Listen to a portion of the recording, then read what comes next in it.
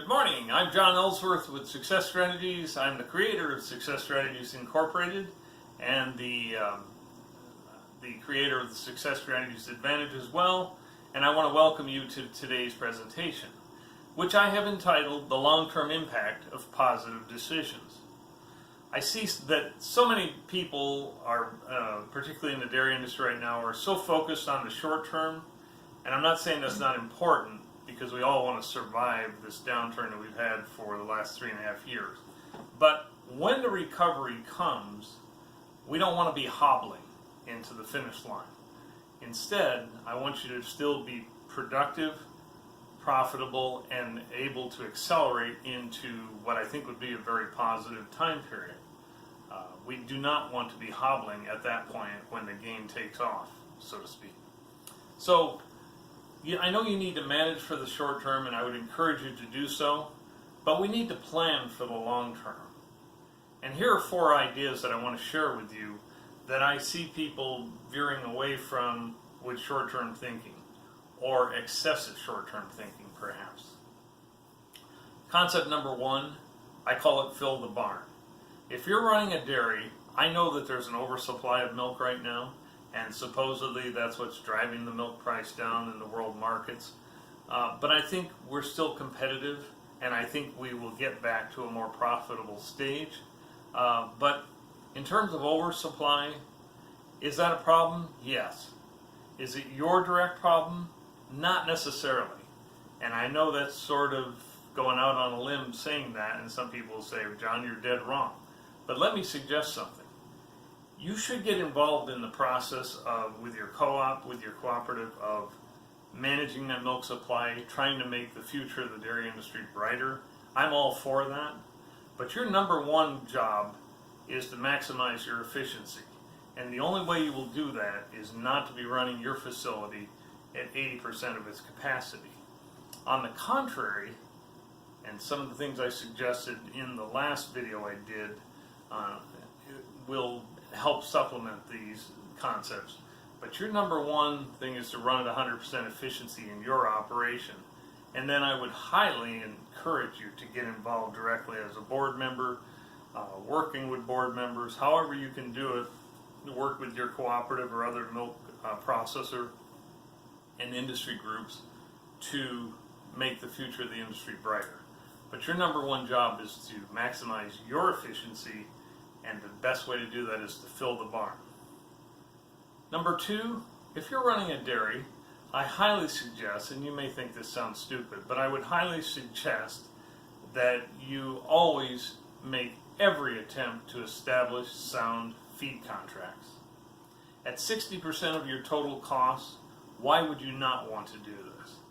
Let me give you one example. I had a client who last fall said, I'm thinking about selling out, so I'm not going to contract any feed.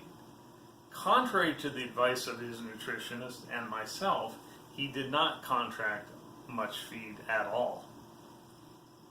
I might sell next year, he said. But the reality is he has not sold yet. The market's been soft for selling, and he's decided to just gut it out and push through this, which I think was probably the right decision anyway. But guess what? We had some ramp up in feed costs the last 2-3 months, and he really paid for that. I mean, literally paid for it, because he didn't have his contracts in place. The reality is, if he had great contracts and had decided to sell out, he could have sold those contracts. There is always a market, a secondary market for great feed contracts, and he could have made money on those as he was selling out also. So number 2, always monitor and establish sound feed contracts, regardless of what your game plan is going forward. Number 3, and I've talked about this in the past, but I think it's really crucial, study your efficiencies. Let's talk about some of those. Feed efficiencies. That's the amount of energy-corrected milk you're making divided by the pounds of dry matter intake average for your cows. On a dairy, are you hitting this at 1.5 or greater? This is crucial and can be a real money maker for you, short term and long term, help you to get to the long term. How about labor efficiency? This is an area that I see people when they say, well, I'm in an old facility. Yeah, I know you're in an old facility, but sometimes just tweaking some things like milking fresh cows. I've taken new clients and had them milk their fresh cows 4 times per day, and it was amazing the amount of production they picked up with that. And 4 to 5 pounds per cow per day on average, and that's a lot, well, more than that on the fresh cows, but on the average it pulled the whole herd up 4 pounds per cow, and it's just amazing to me. But that all went around, it started on the basis of labor efficiency. They had an older facility, but they maximized the efficiencies by running more cows through the barn in a given time period that they had to process the milking within their milking capacity. So worker outputs are big. And I would suggest one, this may be like an odd thought to you, but ask your workers how we can improve the efficiency. Share with them what you're trying to accomplish and ask them, how could we do this better? I'm not asking you as an employee like I'm judging you, but rather, how would you do it differently to make it better? And sometimes they'll have great ideas. Some of them you may not be able to apply or may not work, but you know what? Having them involved in a process is priceless. It'll help you in the long term and help them as well. They will be more interested in their job if they get to have some input on it. So I would encourage you to do that. Here's another one I see people with farming. High investment in equipment.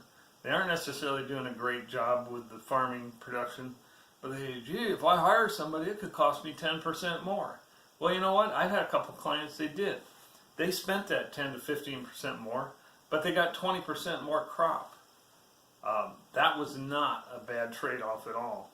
And additionally, not having to manage the farming, the double cropping, corn and oats type of thing in California, this allowed them to be freed up to do more fine-tuning management within their dairy operation, because they didn't have that overhead and the management responsibility on the crops. Debt structure is another area in terms of efficiency. How's your debt structure set up? Does it help you with your cash flow? Do you have your long-term loans maximized as much as you can to, say, 65% loan to value on real estate? Or are you carrying more debt on your short term, which really impairs your cash flow, makes it, even with revolving lines, it makes it very difficult to cash flow. I think sometimes we need to look at the fourth thing, automation. And the first thing that probably comes to your mind right now is robots. Robots are big in a lot of different industries. They're even big in the dairy industry. I have some clients looking at them right now. But I have some other clients that have been using robots not to milk, but to do things like push-up feed for a number of years. And just the absolute efficiency of not having to worry about a worker physically going out and pushing up the feed 7, 8, 9 times, 10 times a day. This thing goes every hour and a half, 2 hours, and it doesn't complain. There's no workers' comp. There's no additional cost to it. Very few repairs, and it's just been an absolute blessing to have in their operation. So if you think those things are too expensive, think about what wages are doing. I hope you're sitting down, but think about what workers' comp costs are doing and the cost of benefits. And people need the benefits as well. So is it expensive? Not necessarily. I encourage you to analyze it and think again in the long term. So these are 4 thoughts that I wanted to share with you to help grow your profits, help you to grow and build your profits long term. The first one, filling the barn. Second one, establishing sound feed contracts. Third one, studying your efficiencies in feed efficiency, labor efficiency, farming efficiency, and the efficiency of your debt structure. Those are 4 key areas there. And then taking a look at automation and also using potentially some outside services. I've put all of my payroll, all of my billing out to an outside service, and it has freed up 40, 50 hours of my time per year, which has allowed me to pick up 1 or 2 more clients. And that has just been a real positive thing. It's brought more revenue in than I was paying for that service, which really frankly was not that expensive. So these are the types of concepts we want to cover at upcoming mastermind workshops that we plan to hold. And so watch for that information later in 2018. But these are just 4 thoughts that I thought I would share with you today, 4 concepts rather. And these are the types of concepts we'll cover in the future. Again, I'm John Ellsworth, founder of Success Strategies Incorporated, the creator of the Success Strategies Advantage, and I want to wish you the best of success. Thank you.